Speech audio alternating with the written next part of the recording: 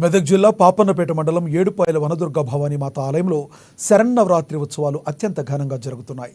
ఉత్సవాల్లో భాగంగా కుటుంబ సమేతంగా అమ్మవారిని మెదక్ కలెక్టర్ రాహుల్ రాజ్ దర్శించుకున్నారు. అమ్మవారికి ప్రత్యేక పూజలు చేశారు. అలాగే జిల్లా ప్రజలకు కలెక్టర్ విజయదశమి శుభాకాంక్షలు తెలిపారు.